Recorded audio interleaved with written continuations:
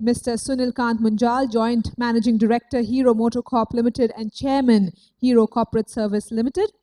He will be speaking with Mr. Piyush Goyal, as I said, Honorable Minister of State, Independent Charge, Power, Coal and Renewable Energy. So to set the context about what our Session 5, which is a Mindmine exchange, will be all about, the new government swept the polls with the promise of efficient governance to a nation reeling under many ills.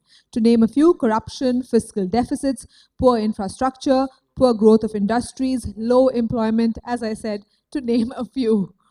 The first 9 months of the new government, however, ladies and gentlemen, saw INR 4 trillion of foreign investment thanks to the Make in India campaign. It also increased budget allotments by INR 700 billion to improve infrastructure. Some other initiatives were Clean India by 2019, Jan Dhan Yojana, the special task force created to bring back black money from abroad. Now, all these are attempts, but will the government be able to transform these into reality on the ground? So our Session 5, a Mindmine exchange, can the government extend the honeymoon? Explores this question that the nation is asking. It's over to you, Mr. Munjal. Thank you. So, welcome to the next session, which is actually an interaction with one of our young, dynamic ministers who's got both money and finance in his blood. His father was a treasurer of BJP and also minister in the Vajpayee government. He has 329,000 followers on his Twitter account. Is that correct? Somewhat? He's probably, by the old style of politics, he's probably overqualified. You know, CA exam is one, they say, is a tough one to clear. He stood third across India. I'm sorry, corrected, second. So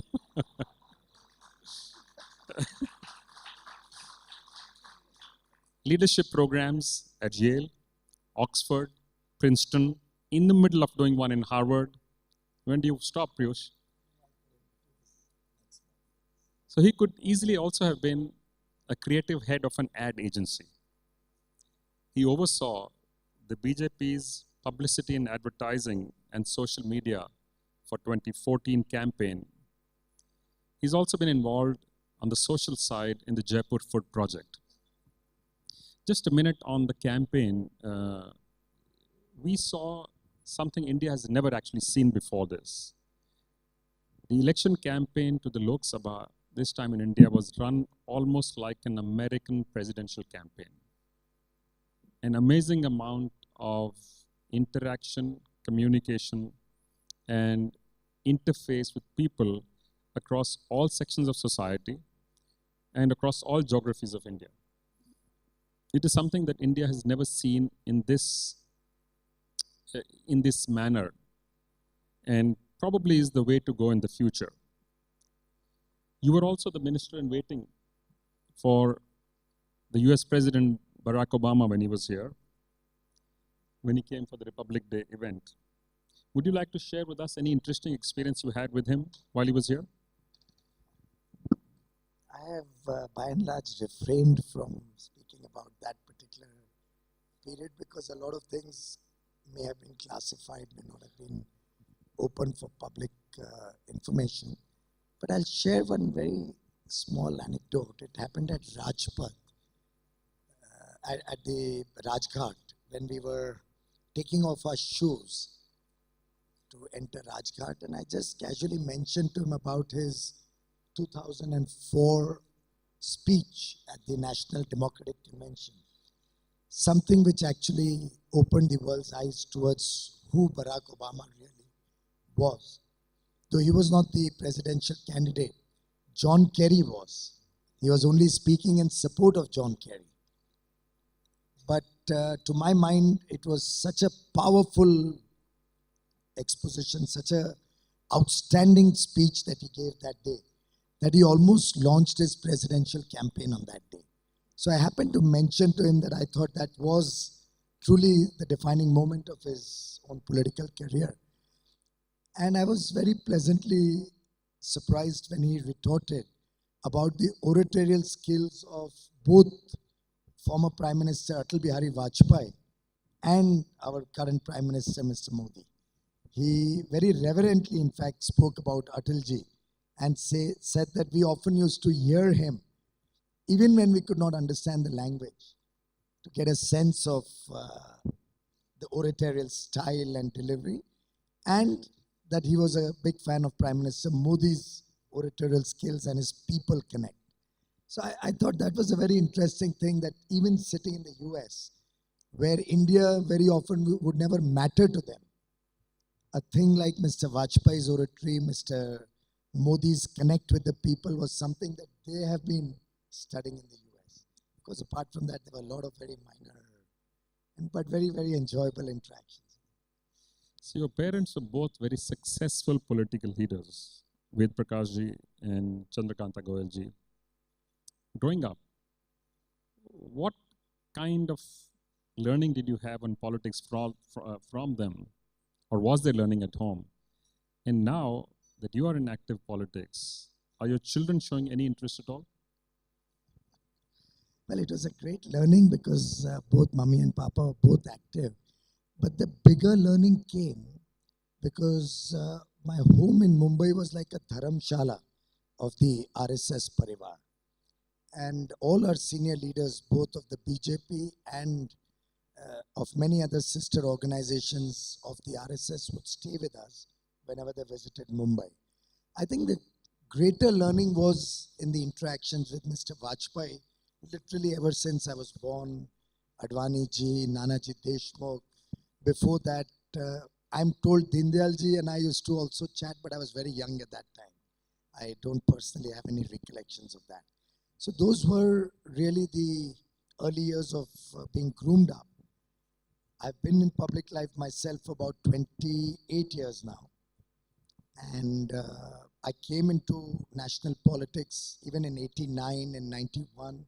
Took a little bit of a sabbatical when the NDA was in power, so that lest anybody misunderstand my father being there and my being in Delhi. But since 2004, I've been back in Delhi politics. The children, actually, Arnab and I have a big fight going on this issue.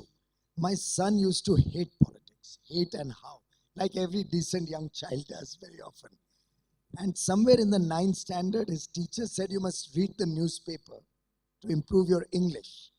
And reading a newspaper can be quite boring, so he started watching television. And for children, Arnab is the most attractive person to watch. I'm sorry, you have some other partner. Okay. And ever since he started watching the News Hour and Arnab, he became so passionately involved in politics that in his undergraduate school where he's studying, he fought his first election in the first week after joining college. He's been winning all 3 years, and he's currently the elected vice president of the Students' Council. The first time that a foreign passport holder has ever become president or vice president of that university. And in fact, that was a big connect with President Obama. And I think on 4 or 5 occasions that subject came up during his visit here. So you've been a successful business person. You've run a successful business in financial services, investment banking. How have you managed this switch or the balance when you were doing both at one time? I've seen my father do the same thing. He used to do a job. For 30 years, he worked in a job, but took whatever extra time he had outside the job, working for the Jan Sangh and then the Bharatiya Janata Party. I think there's no contradiction. You can very comfortably balance your business or professional life and continue to engage with society, engage with politics. We've seen very eminent lawyers do that, Arun Jaitley, Mr. Chidambaram in some sorts before that. But I think it's not something which is impossible as long as you're able to ensure that you don't do injustice to any one or the other. So when I ran industry, and by the way, we used to do forgings. We even tried to supply to Hero, but never got through, But whether it was running the industry or investment banking, one big advantage was that being engaged with the real world, you're able to fulfill your duties in the political arena much better. So I personally feel this opportunity to work in government is strengthened because of my 30-year engagement with industry or with investment banking. It helps me to understand the angst that all of you are going through and possibly also help to get some solutions out. So I'm very clear that each one of you here can engage with public life in whatever form you like while you continue to do your professional activities. They say it's always better to have high expectations, high aspirations, moderate expectations, and little needs for happiness. In a democracy like India, especially with such a large number of young people, we now have high expectations and also low tolerance at the same time. This government came in with a majority not seen in the last 30 years. It completely swept the Lok Sabha. And there has been, as people said for a while now, a honeymoon period. Now it's kind of settling down into regular marriage. We hear the grumblings, some inside and some outside in public as well. What do you think are the possibilities at this stage to match delivery with what the expectation was before the government came in? Well, at the outset, I must thank all the people here, you and everybody else, for the support we got in the 2014 election, which came on the back of certainly the people's aspirations for a better life, for the Achhe Din, and which also was compounded with the promises that we made and the expectations that we assured the people of the country. So we have no regret in what we said, what we have promised the people. In fact, I'll just share with you my own personal experience when we were making the manifesto of the party. I remember about a year and a half or 2 years ago, much before the Lok Sabha elections, on one issue when I was in Gandhinagar and we were discussing a certain point, I spontaneously suggested to then Chief Minister Modi that we should put this into our manifesto, some particular issue, I don't recollect exactly. And he said, no, till we study it in great detail, we cannot put it into the manifesto. Anything we write in the manifesto has to be a deliverable we can perform. We can actually deliver to the people. And he recounted his own experience. He said in the Gujarat elections, last elections, they had put in a particular road link in the manifesto, which he said is now 1 year and I have not been able to start. And he was extremely worried about that. Just the fact that a road link that was in his manifesto hadn't taken off for 12 months was bothering then Chief Minister Modi. So even when we made the manifesto of 2014, he was extremely conscious that what we write should be something we can meet the people's expectations. Personally, if you ask me, I believe there's nothing wrong in not only having high aspirations, but also having high expectations. It keeps all of us on our toes. And unless people have high expectations from the government, and even if they have a low tolerance level, that's fine. That's for me to then communicate to the people and try to perform or excel in my performance. So I, for one, even when I'm dealing with my colleagues in the ministry, I'm always telling them to benchmark with the best in the world. So I'm not allowing them to benchmark, let's say NTPC, to benchmark with a comparable power plant in the vicinity. I've told them, look at which is the best in the country. Then look at which is the best in the world. Can we make NTPC the world's most valuable power company? That's the kind of benchmarking we are setting when it comes to goal setting. I'm actually going to ask you about that a little bit. But one more thing. In terms of honeymoon, frankly, from the first day in office, we have not looked at any comfort zone as a honeymoon period. For us, it's been literally on our feet from the day one. I personally got literally baptized by fire when the storm hit New Delhi and you had huge crisis in Delhi of sorts. And in every one of the challenges, whether it was the coal block cancellation, 204 blocks, you remember the newspaper article saying that the country is going to get into complete darkness, or whether it was the period where the monsoons were expected to get delayed or deficient, leading to a significant amount of hydel power coming down. which I thought would have caused a lot of problem in the summer months of last year. Each one of these has been challenges which we faced head on. I believe we've never looked at any period, whether it was 1 day, 100 days, or 1,000 days as a honeymoon period. We've been on the job, and we believe we'll have to perform every single day of this 5 years. So I want to talk about that a little bit, a little later, about the numbers and the plans that you put out in public. But just before that, this morning, Minister Nitin Gadkari was here, and he made an interesting comment. He said there is no shortage of money. There is no shortage of funding for any of the projects that we have planned. And he demonstrated how he believes we can raise as much money as is required for all the well-designed projects.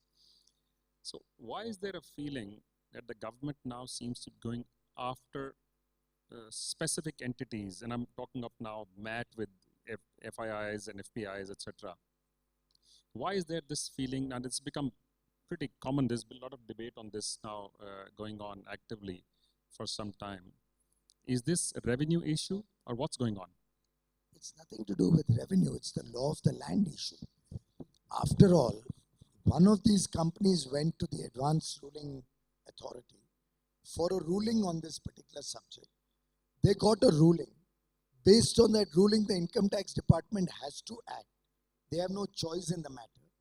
And any inaction on their part would be considered probably illegal, or they could be hauled up by the CBI or the CVC for not having acted on a particular decision taken by the advanced ruling mechanism. Now, that's a mechanism that has been widely welcomed by all people.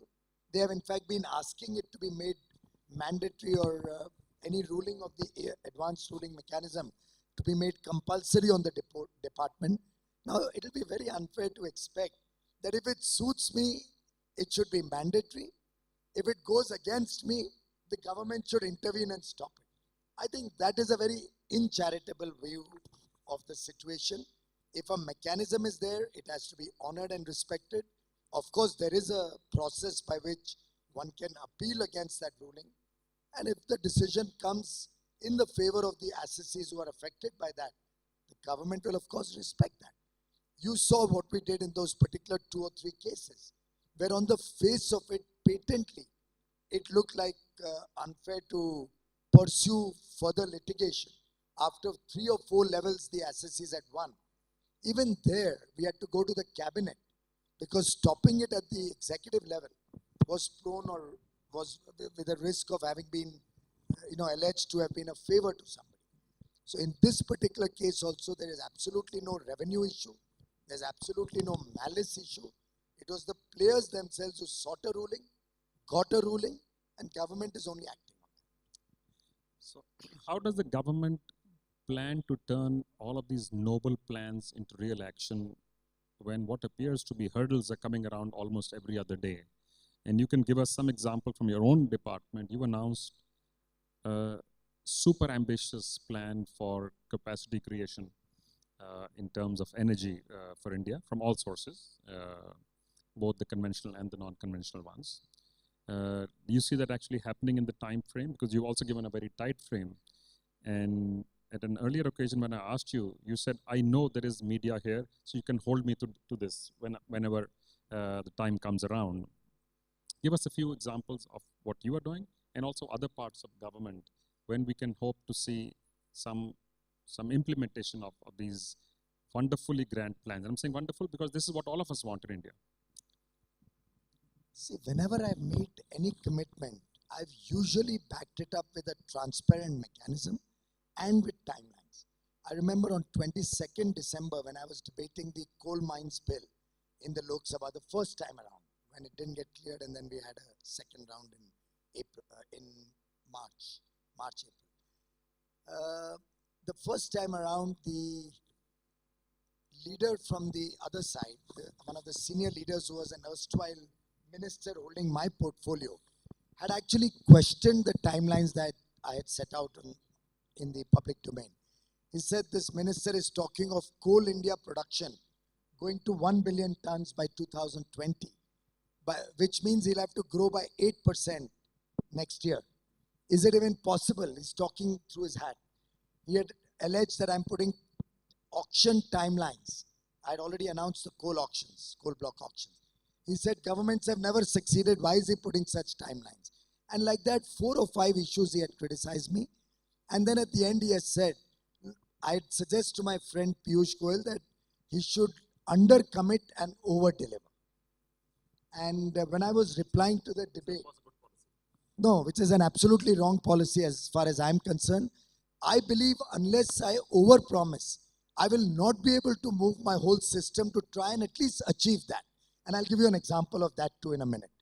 When I replied in March to the coal mines bill a second time, I actually started picking up the thread from there, because coal production in India has been up 8.3% in the first 10 months of this government, which is a record after 23 years. In fact, Coal India, which we all thought as a laggard, had added 30 million tons production from 2010 to 14 in 4 years. In the last 10 months, we've added 32 million tons. The growth of 10 months has been equivalent to the growth of 4 years before that. Again, a record of more than two decades or 23 years. Now, I can recount this on several scores. Transmission lines. Haven't you all heard that all lines are getting delayed? For the first time, all lines are ahead of schedule. And we've added 22,700 circuit kilometers in the last 12 months, which is a record in the history of India. In terms of power generating capacity, you all heard of plants getting stalled for one reason or the other. In the last 12 months, 22,500 megawatt of installed capacity has increased in the thermal and hydel side, which is a record in the history of India. In terms of electricity generation, not only did we cross 1 trillion units, but we grew by 8.5% or so, which is the highest growth in the history of India. I can keep recounting as many statistics as you want. So it's not as if it's not possible to do. But I'll tell you why I believe the expectation and the aspiration has to be big. When I became minister, this June became in May, right? End of June or first week of July, I was reviewing the Coal India targets. Now, Coal India was, the target is set when the plan was made 3 years back, was to do 482 million last year, that is 13-14, and was to do 482 and 507 last year. Growth was to be 25 million tons. Instead of 482, they had actually done only 462. So there was a 20 million ton shortfall in the previous year before I became minister. So instead of doing a 25 million ton increase, now technically I have to go from 462 to 507.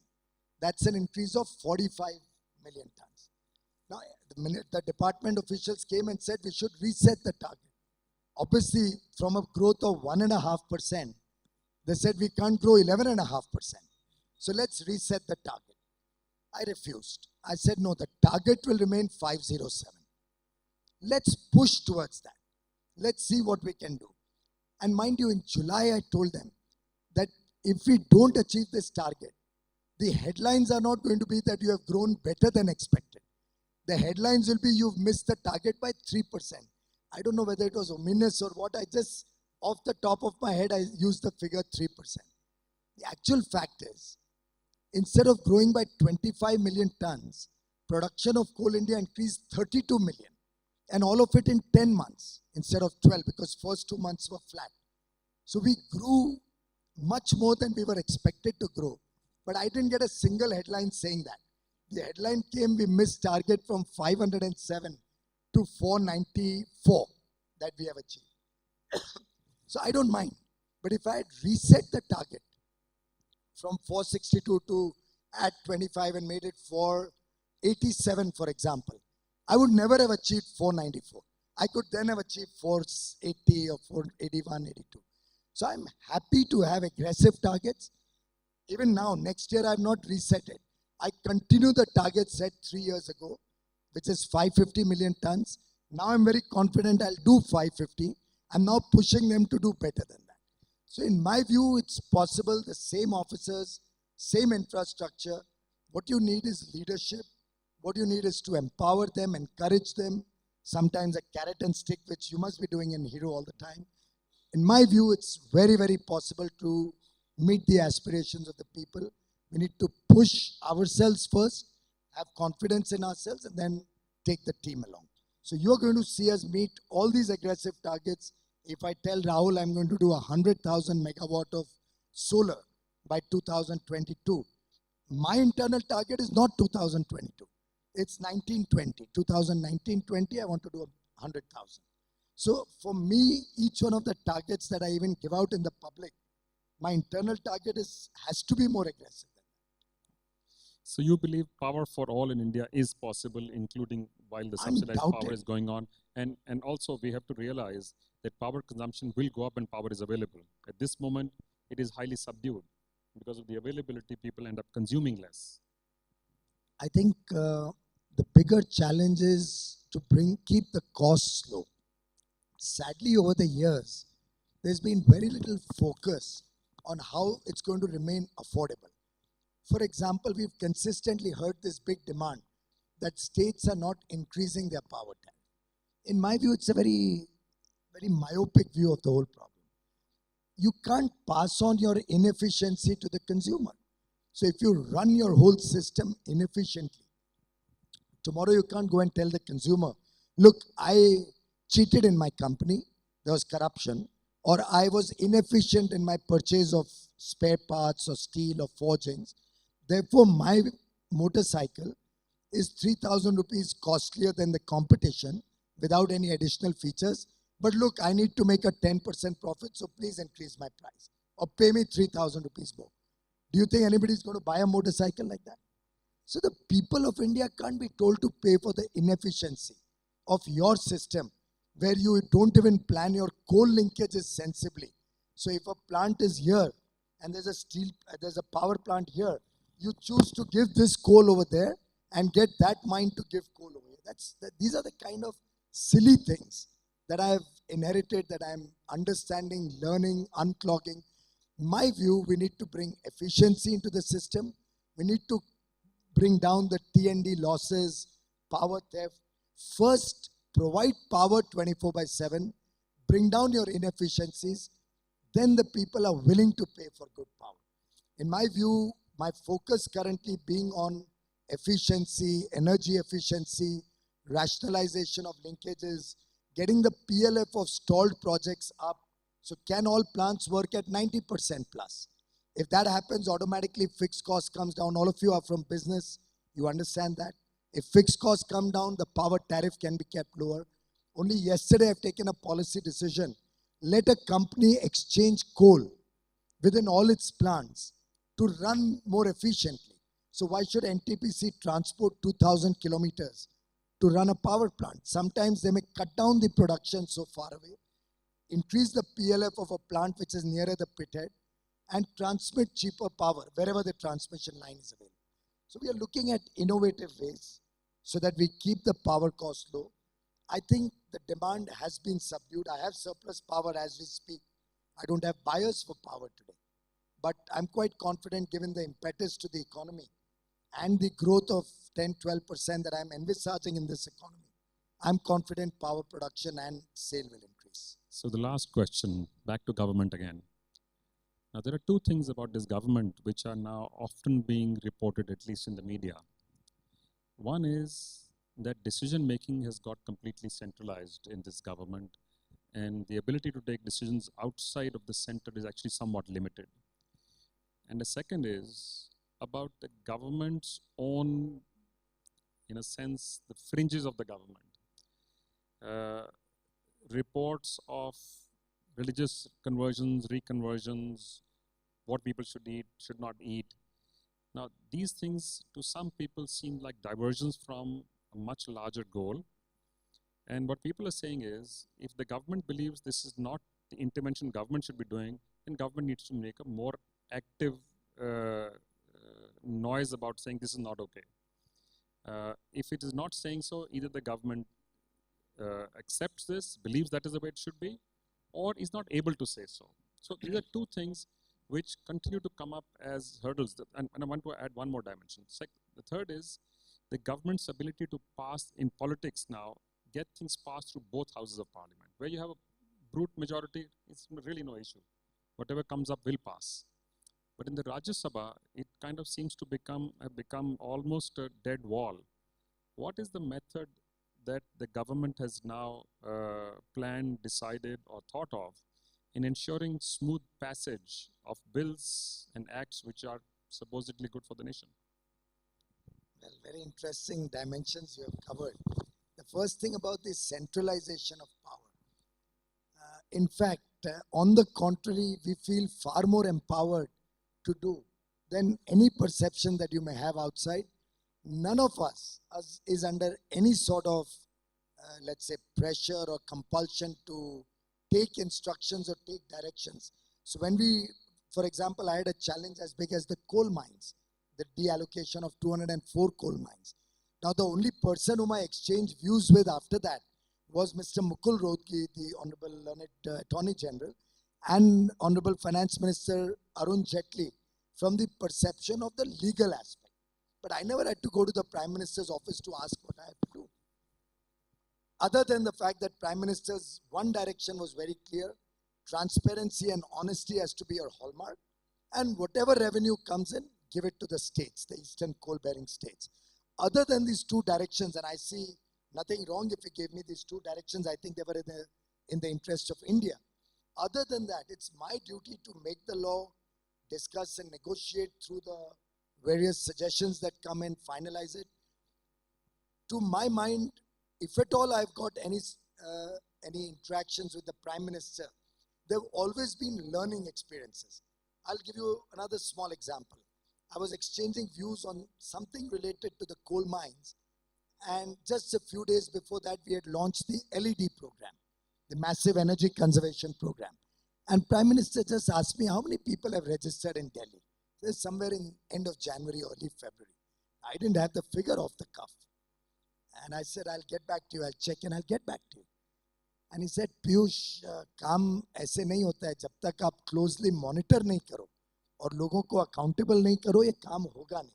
Now it's a principle we all know, even I had learned it and we're all familiar with it. But I didn't, for that, I mean, maybe at that moment it was a real jolt to me that I've probably got too many things on my dashboard and I'm not really on top of it. So ever since then, I've now identified, prioritized my issues. I get a mobile phone message every day, what the Coal India production is, what the number of rakes are which have got loaded. I can tell you yesterday's figures right now as we speak. So these are the kind of nuggets that come out of him. In a cabinet meeting, I said transmission cost on solar is stressing me out. It's becoming difficult to make it viable. And spontaneously he said, why don't you look at wind and solar hybrids? So it's probably something that comes naturally to him to come up with a little bit off the beat, off the track, of the routine suggestion, which then helps us to think a little out of the box. Other than that, to date, I have never had to go to him for instructions. Do I do this? Do I do that? I have not got a call from them, hey, come and report to us what is happening. In fact, the reporting is all done at the secretary level. Secretaries give their reports at periodic intervals. For us, it's a completely empowered situation. Perception is because he's a very decisive and strong leader. Now, whenever in my own ministry, if you ask anybody, they could jolly well allege that, hey, this guy interferes in too many things. But then wherever I have a mind of my own, wherever I think I can add any value, I believe it's my duty to share that with my colleagues, right? I think Pavanji would be probably blamed for a similar thing in his company for getting into too many things. So it's something which any decisive leader is going to face this kind of an allegation. I can assure all of you that there is absolutely no centralization. Each one is empowered, but we know that we have a support system at the top should we need any guidance or support. Second question was about the fringe elements. In a country of 1,200,000,000 people, there's certainly going to be all schools of thought. It's not as if a particular organization has not been working in tribal areas before. It's not as if there are allegations all sides of the spectrum that forcible religious conversions have been happening. And it's not as if anybody was able to allege, even in the extant case which you are obtusely referring to, that anybody was forcibly being made to convert. So on different issues, if different people have views which are not necessarily what the national mainstream is looking at, you can't literally castigate a whole organization for the views of one or two people. Now, you remember that Pramod Muthalik of some Sena in Bangalore. We had the government those days, and everybody used to blame us, BJP not doing anything. We've had a Congress government in Karnataka for 3 years now. What have they done about it? Have you heard about that so-called Sena anytime? Have you heard about the activities? Now, these are things which tend to get politicized. When you have lack of any, nobody has been able to allege any corruption, any scam, nothing on Mr. Modi's government in the last 11 months. So when they are not able to get any masala, and very few people are looking for the positive news. And now we finally heard of a newspaper saying that one day in a week we'll give positive news to the people. But I would dare any channel to give positive news for 24 hours in a day. I don't know if anybody is willing to take that forward. So they're then looking at these few very, very sporadic instances around the place. And you talked about decisive rebuttal. What more can be more decisive than the Prime Minister on the floor of both houses of Parliament completely disassociating and disapproving that? It's not as if government has supported any of these elements or any of their activities. So I think it's being blown out of proportion. It has not affected our governance in any way. And lastly, you talked about that beef ban, right? You're trying to be very politically correct, but I'll take it head on. The fact is that 22 of the 28 states in India already have that.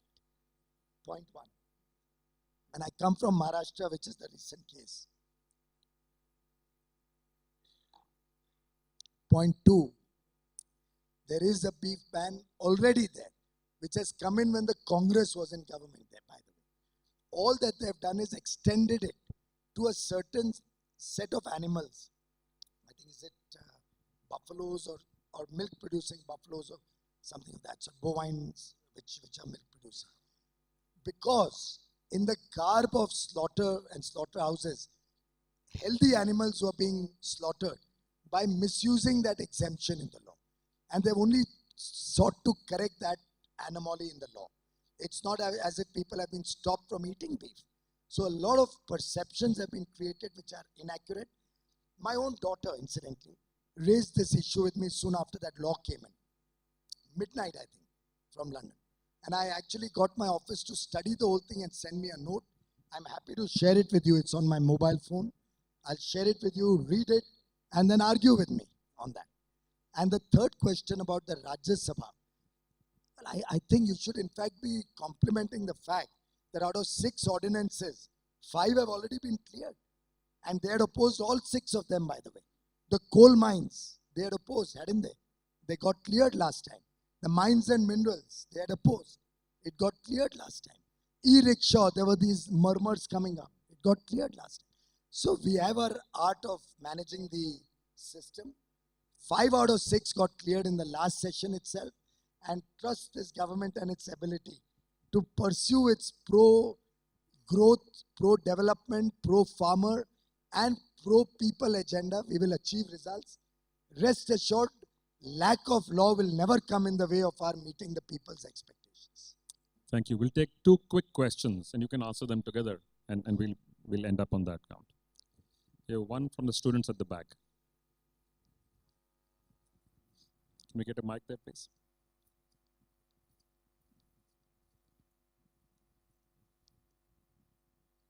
We also have students here.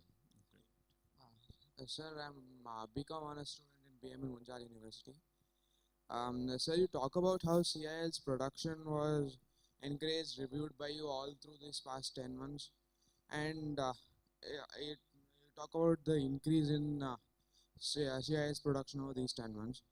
Do you think you as a minister should be saddled with the need to micromanage an entity as grossly inefficient as CIL? And don't you think that GOI needs to follow Arun Shariji's dictum?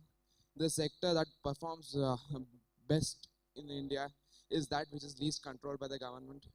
And why not break up CIL into its 6 subsidiaries so that they are better run and they can be privatized? All right, easier? thank you. We'll just take the next one. And please keep it short and just a question. Please make sure there's a question mark at the end of the sentence. Okay, sir, you were talking about the efficiency of the power plant, and you also told that 2,000 megawatt has been commissioned, that's green new projects. So there are about 50% of that capacity, maybe around 12,000 megawatt, which are running at a very, very low efficiency. If you see, most of the power plants are in the state sector, but you all, DBC and NTPC, they are also running some of the inefficient plants. So at those plants, really you can improve. Can we get to the question, please? Yeah, you can improve a grade, so maybe around 15-20% efficiency improvement you could do. So what is the action plan of that renovation and modernizations? Thank you. Both questions seem to relate on coal. So it shows the anxiety that the world and the people of India and all of you have on coal, which is exactly the reason I need to micromanage, at least in the initial period, till I set things right. So in fact, I'm going to be there again 3rd and 4th of May, having another review meeting, which I have once a quarter, to assess. And it is because of that, precisely in the short run, that we've been able to have this record growth in CIL. Now look at this. This is my message at 11:51 today morning. Right? What does it give me? Gives me the production report of yesterday, 21st. Just 4 items. Yesterday's production was 1.393 million tons. Total target till yesterday was 28.649. Now bear in mind, this is a target set 3 years ago, not a target that I have set. A 3-year-old target I'm trying to meet, despite what I had inherited being far behind target. My actual production is 28.619. The only shortfall is 30,000 tons. 30,000 only. The growth is 9.1% in the first 21 days. There has been no time in the history of India that in April, coal production has increased by 9%. Forget 9 may not have increased by 5% also. And the number of rakes, because that's a limiting factor, the railway rakes, is 217. It used to be 160, 170 last year, same time. And it, when I became minister in June, it was about 180. Now that's the reason I have to micromanage in the short run, to empower my people, to encourage them to perform better, knowing full well that there is somebody monitoring it, and to support and handhold them should they face any difficulty. Now after 1 year, if I take a review, फिर मैं गाली गलौज करूं, criticize करूं, उसका क्या लाभ है? And I can assure you, each one of the successful business persons here, like they used to say in the Marwadis, that padta system and all, literally on a daily basis, we'll have 4, 5, maybe 10, maybe 16 certain elements which are the restraint on their growth, on their profitability, which they must be monitoring, some cases monthly, daily, weekly, whatever. So this is a phenomena one will have to do for critical elements. My transmission projects, the private sector coal miners who've come in, hand-holding them to ramp up quickly. Certain things demonstrates to the world and the investors and the people that we mean serious business. And bear in mind that CIL as one entity is able to perform better as one entity with subsidiaries. So now I can exchange the linkages within those companies and save 6,000 crores every year. And that will be saving not for CIL, for the consumers. The people of India will have to pay 6,000 crore less for the power, for the fuel which goes into the power tariff by reallocating the linkages, which have been stupidly done in the past. Now, if I was to merge all of these into one company, then it becomes very unwieldy. If I was to so-called restructure it by splitting it into 8 companies, then I can't rationalize the linkages, like today I have the ability to do. If I have a poorly performing subsidiary, I can send a good officer from one to the other to push up the performance there. So remember, restructuring doesn't mean breaking up. That can be a, one of the big 4 advice. an E&Y or a Deloitte or a McKinsey, with their limited understanding of the Indian operational difficulties, may suggest that. But for me, restructuring is better profitability. It is better welfare of the employees of the company. It is better service to the power plants, more power to the people of India at affordable prices. To me, that is restructuring and reform, not necessarily what the Western world or Harvard Business School decides to teach us. And sir, as regards your issue, I'm glad you flagged off. One of the first decisions as a minister, probably in the first week as a minister I took, was to permit every inefficient plant, which is more than 25 years old, public or private sector, to scrap that plant, to bring a new plant in its place. It should necessarily be an ultra supercritical, efficient and less polluting plant. So even if you dismantle, say, 400 megawatt plant, I'll allow you to set up a 660 megawatt supercritical technology new plant, give you additional coal linkage for it. All clearances are automatic. That was one of the first policies I took after becoming minister, to phase out all the old plants and bring in better technology, less polluting, efficient plants. Thank you. And with the kind of plans that you have and with the kind of mind that you have to implement these and the kind of energy you're showing yourselves, more power to you. Piyush Goyal, thank you very much. Thank you for being here with us. Refreshing, candid conversation between two visionaries in their own right. Ladies and gentlemen, and I request Mr. Munjal to please present a memento to Honorable Minister of State, Independent Charge, Power, Coal and Renewable Energy, Mr. Piyush Goyal.